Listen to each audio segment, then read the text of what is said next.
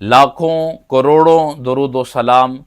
اس ذات اقدس کے لیے، اس ذات اطہر کے لیے جو رحمت للعالمین بھی ہیں، جو خاتم النبیین بھی ہیں، جو قائد المرسلین بھی ہیں، اور جو شفیع روز جزا بھی ہیں۔ بعد از حمد و صلات واجب الاحترام سامعین محترم،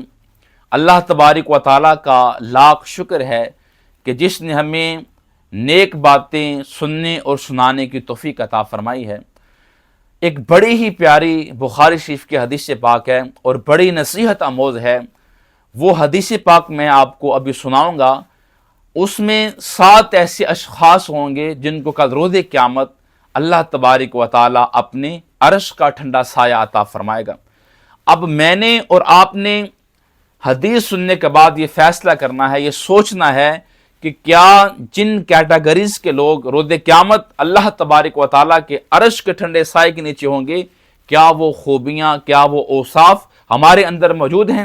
اگر تو وہ اوصاف ہمارے اندر موجود ہیں تو پھر یہ بات تو بڑی مبارک بات ہے، لیکن اگر وہ اوصاف ہمارے اندر موجود نہیں ہیں تو پھر ہمیں یہ حدیث پاک سن کر وہ چیزیں اپنے اندر لانی چاہیے، تاکہ کل روز قیامت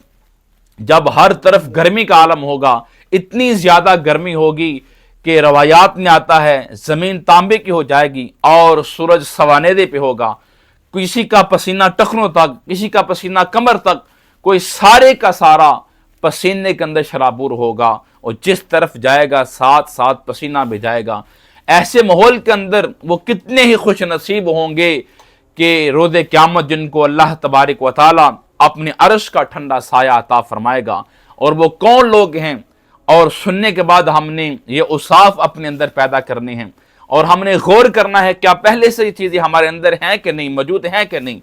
اگر موجود ہیں تو پھر تو بڑی یہ سعادت کی بات ہے، لیکن اگر نہیں تو موقع ہے سننے کے بعد، ابھی سانسیں باقی، ابھی زندگی باقی، کہ ہم اپنی قبر کی، اپنی آخرت کی تیاری کر لیں۔ میرے کریم آقا، مدینے کے چاند، آمینہ کے لال، احمد مجتبیٰ حضرت محمد مصطفیٰ صلی اللہ علیہ وآلہ وسلم نے یہ ارشاد فرمایا کہ سب سے پہلا جو بندہ ہوگا امام عادل، عدل کرنے والا حکمران، عدل کرنے والا بادشاہ، ایسا ہوگا کہ روز قیامت اللہ تعالیٰ اسے اپنے عرش کا ٹھنڈا سایہ عطا فرمائے گا۔ ابھی آپ غور و فکر کریں، خاندان کے اگر بڑے ہیں، کئی لوگ خاندان کے بڑے ہوتے ہیں، یا اللہ نے کوئی عہدہ عطا فرمایا، کوئی منصب عطا فرمایا ہے، جب بھی زندگی کے اندر فیصلہ کریں تو عدل کا دامن نہ چھوڑیں، کیونکہ جب خاندان کے بڑے، جب معاشرے کے بڑے، اور جب بڑے بڑے حکمران عدل جو ہے وہ اس کے اوپر کام نہیں کرتے، عدل کے مطابق فیصلے نہیں کرتے،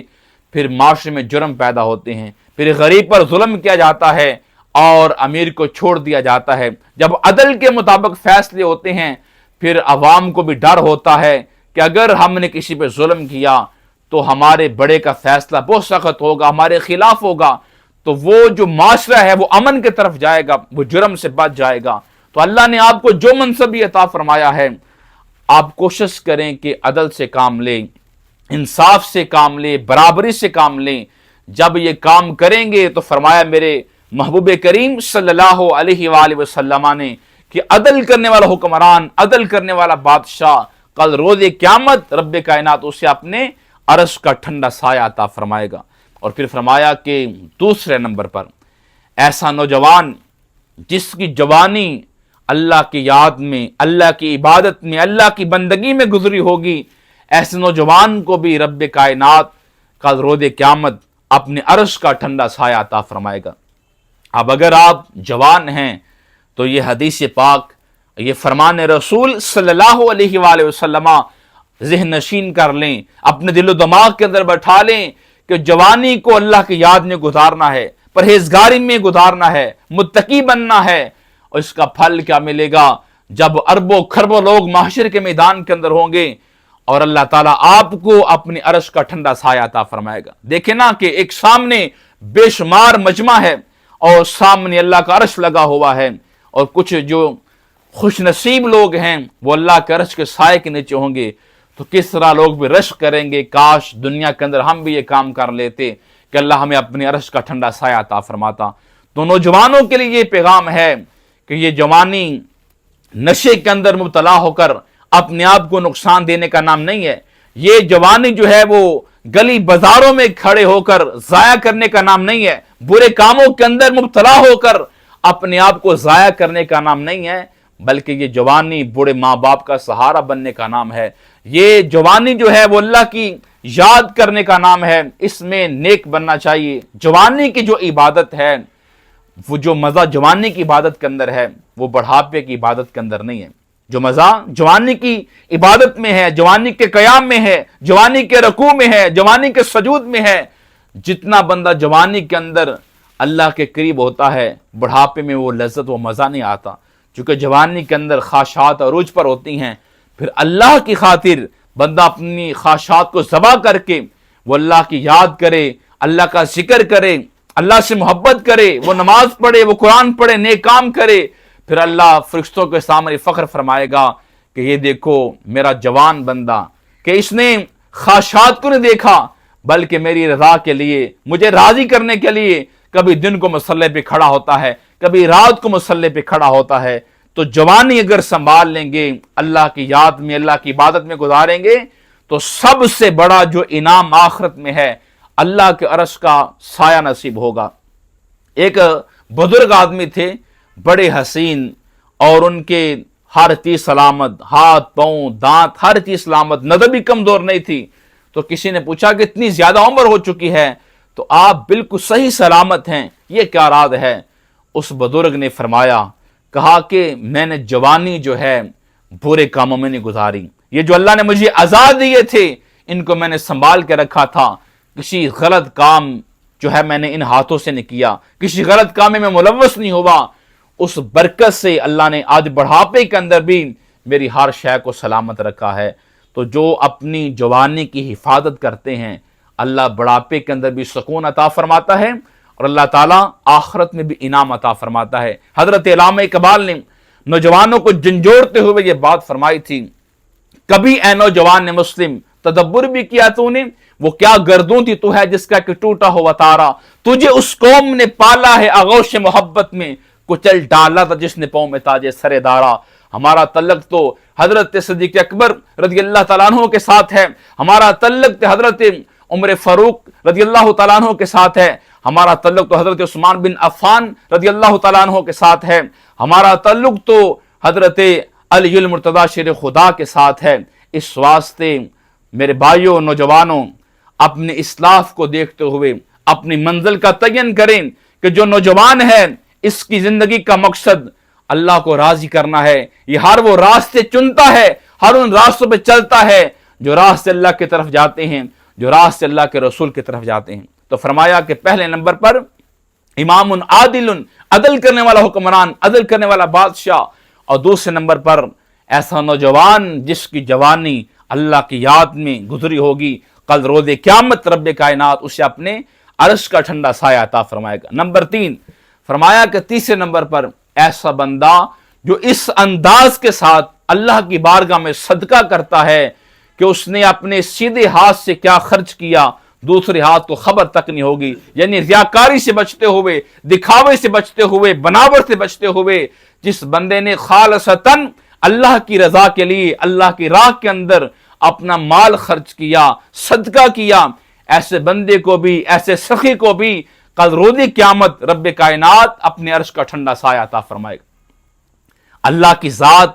اتنی باریک بین ہے،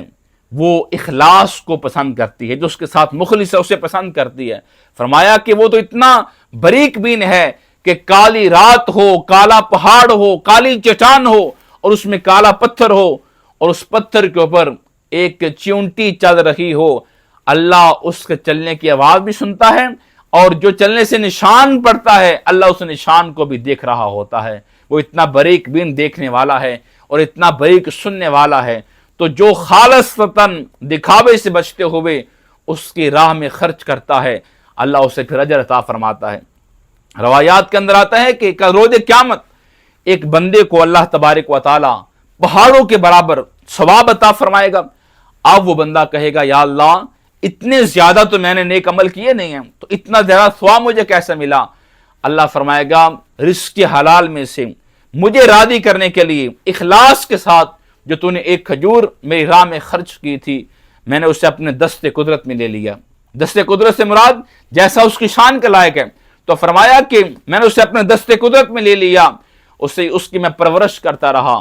آج یہ سارے کا سارا جو ثواب ہے ایک کھجور کا ثواب ہے۔ تو عمل بے شک تھوڑا ہو لیکن ہو اس کے اندر اخلاص، جب اخلاص ہوگا اللہ تھوڑا عمل بھی اپنی پاک بارگاہ میں قبول فرما کر زیادہ اجر عطا فرمائے گا، اور عمل اگر زیادہ ہوگا بہت بڑا ہوگا اس میں ریاکاری ہوگی، دکھاوا ہوگا، تو ایسا عمل اللہ اپنی پاک بارگاہ میں قبول نہیں فرماتا۔ تو اس کے بعد فرمایا کہ چوتھے نمبر پر ایسے لوگ جن کو مسجد کے ساتھ پیار ہے، اللہ کے گھر سے پیار ہے، وہ نمازیں پڑھتے ہیں، وہاں پر تعاون کرتے ہیں، قیام کرتے ہیں، رکوع کرتے ہیں، سجود کرتے ہیں، اللہ گھر کی صفائی ستھرائی کا خیال کرتے ہیں، وہاں پر کوئی تعمیراتی کام ہو اس میں ہیلپ کرتے ہیں، جن کو اللہ کے گھروں سے پیار ہے، اللہ کے گھروں سے پیار کرنے والوں کو بھی اللہ انعام یہ عطا فرمائے گا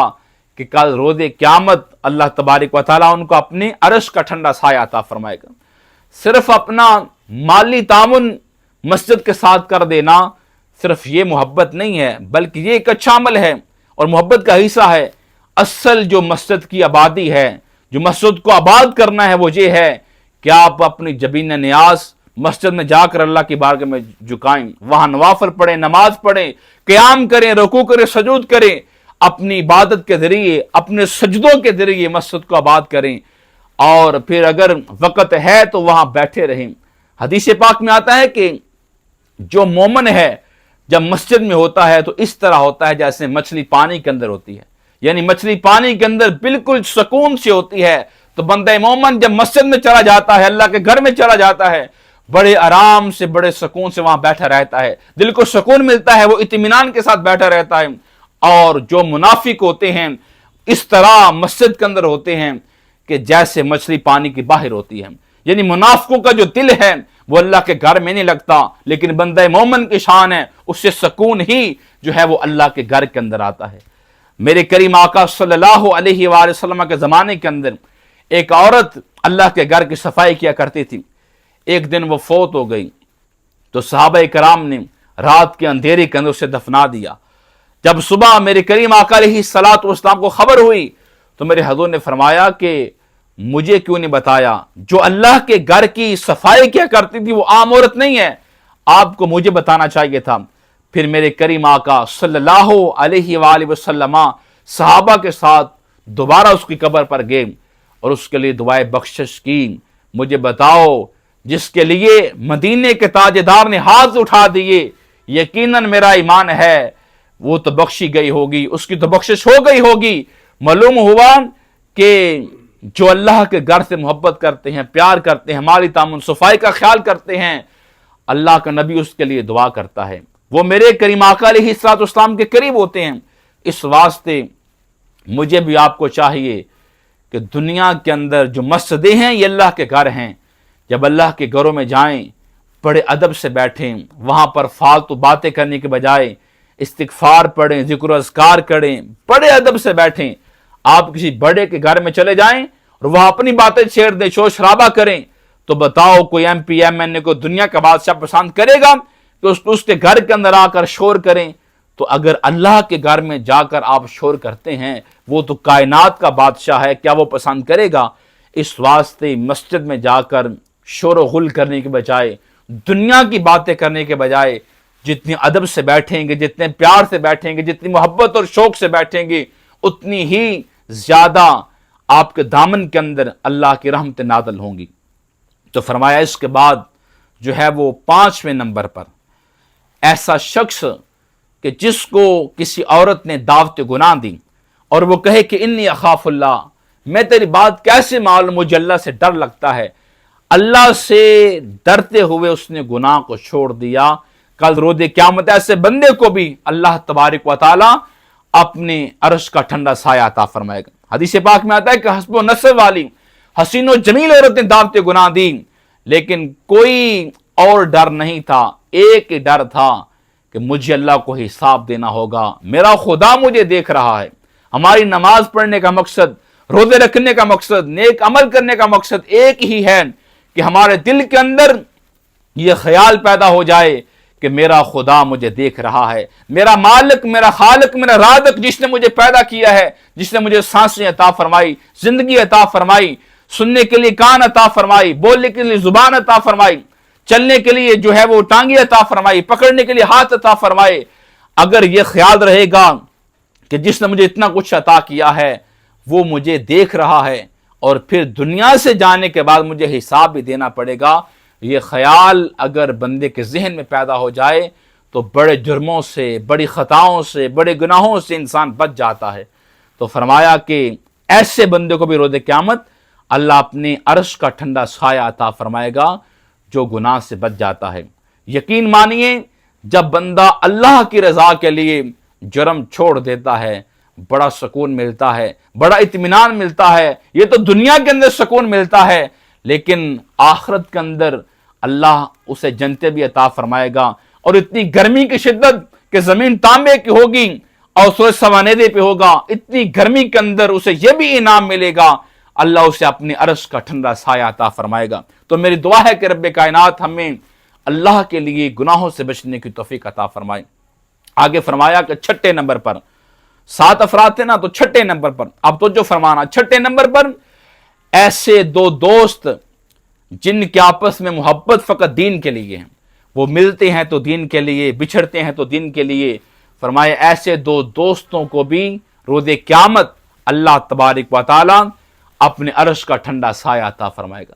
تو ایسے دوست کہاں سے ملتے ہیں؟ جو عالم لوگ ہیں، جو اللہ کے ولی ہیں، جو نیک ہیں، جو قرآن و حدیث کا درس دیتے ہیں، باتیں کرتے ہیں، ایسی لوگوں سے محبت کرنا، ان سے دوستی کرنا، ان کے مجلسوں میں جانا، ان کے پاس بیٹھنا اور ان سے قرآن سیکھنا، حدیث سیکھنا، فقط اللہ کے لیے سارا کچھ ہو، تو یہ اصل دوستیاں ہیں جو اللہ کے رضا کے لیے ہیں۔ اور یقیناً جو اچھی دوستیاں ہوتی ہیں وہ انسان کو اچھا بنا دیتی ہیں، اور جو بری دوستیاں ہوتی ہیں انسان کو برا بنا دیتی ہیں۔ وہ میاں صاحب نے فرمایا ہے نا کہ برے بندے دی محفل تے جویں دکان لوہارا، پاویں کپڑے کنج کنج بھئیے چنگا پہن ہزارا۔ یعنی جب آپ لوہاروں کی دکان پر جا کر بیٹھیں گے تو وہ ویلڈ کریں گے، تو جب ویلڈ کریں گے چنگارے نکلیں گے، وہ آپ کے دامن کو جلائیں گے۔ دامن کو نہ بھی جلائیں، جب دھواں نکلے گا، بدبودار دھواں، وہ سونگنے کو ملے گا۔ تو فرمایا اسی طرح برے بندے کی محفل ہے، جب اس کے پاس آپ جا کر بیٹھیں گے تو کوئی نہ کوئی بری بات آپ کے ذہن پر بیٹھ جائے گی جو آپ کے آہستہ آہستہ خیالات کو برا کرے گی۔ جب خیالات برے ہوں گے پھر آہستہ آہستہ برائی کا ارادہ بنے گا۔ جب برائی کا ارادہ بنے گا ایک دن آئے گا کہ وہ سوچ سوچ کر آپ جو ہے وہ عمل کر بیٹھیں گے، برا عمل کر بیٹھیں گے۔ اور جب انسان برا عمل کرتا ہے تو پھر زندگی پچھتاوے میں گزرتی ہے۔ تو جب آپ برے کے پاس بیٹھیں گے نہیں، برے خیالات آئیں گے نہیں، برے ارادے بنیں گے نہیں، تو برے عمل بھی بندے سے نہیں ہوں گے۔ اسی طرح فرمایا کہ چنگے بندے دی محفل تے جویں دکان اتاراں، پاویں سودا مل نہ لئے ہلے آن ہزاراں۔ فرمایا جیسی عطر کی دکان ہے، پرفیوم کی دکان ہے، اب وہاں پہ چلے جائیں، نہ بھی خریدیں تو وہاں پر آپ کو خوشبو سونگنے کو ملیں گی۔ وہ سیمپل کے طور پر بھی جو ہے وہ ٹیسٹ کروا دیتے ہیں کہ ہماری خوشبو کیسی ہے۔ تو فرمایا کہ وہاں نہ بھی خریدیں، اچھوں کی صحبت ایسی ہے کہ وہ کوئی نہ کوئی اچھی بات کر ہی دیں گے، نہ چاہتے ہوئے بھی وہ آپ کے ذہن میں بیٹھ جائے گی۔ پھر اچھے خیالات پیدا ہوں گے، جب اچھے خیالات پیدا ہوں گے اچھا ارادہ بنے گا، اور جب اچھا ارادہ بنے گا تو آہستہ آہستہ آپ اچھے عمل کریں گے، اور جب اچھے عمل کریں گے تو نیک راہوں کے مسافر بن جائیں گے۔ اس واسطے آپ دیکھیں کہیں بروں کے پاس تو نہیں بیٹھتے، اگر بیٹھتے ہیں تو کنارہ کشی کریں، اچھوں کی صحبت کے اندر بیٹھیں۔ فائدہ کیا ہوگا؟ زندگی سنور جائے گی، اچھوں کی صحبت سے زندگی سنور جائے گی۔ اور آخرت میں فائدہ کیا ہوگا؟ اچھے دوست جن کے ساتھ محبت اللہ کے لیے ہے، اللہ اس کے رسول کے لیے ہے، روز قیامت انعام یہ ملے گا، اللہ ان کو اپنے عرش کا ٹھنڈا سایہ عطا فرمائے گا۔ اور آخری 7واں نمبر فرمایا کہ جو بندہ خلوت کے اندر، تنہائی کے اندر اللہ کو یاد کرتا ہے، اللہ کی عبادت کرتا ہے، اللہ کی بندگی کرتا ہے، پھر ندامت کے آنسو اس کی آنکھوں سے نکلتے ہیں، ایسی عاجزی کے ندامت کے آنسو بہانے والوں کو بھی اللہ روز قیامت اپنے عرش کا ٹھنڈا سایہ عطا فرمائے گا۔ رونے والی آنکھ اللہ تعالیٰ کو بڑی پسند ہے، عاجزی والے بندے رب کائنات کو بڑے پسند ہیں، بلکہ حدیث پاک میں آتا ہے اللہ کے خوف سے اگر جو ہے وہ ایک پلک بھی جو ہے انسان کی گلی ہو گئی، روز قیامت ایسی آنکھ پر اللہ جو ہے وہ جہنم کی آگ کو حرام کر دے گا۔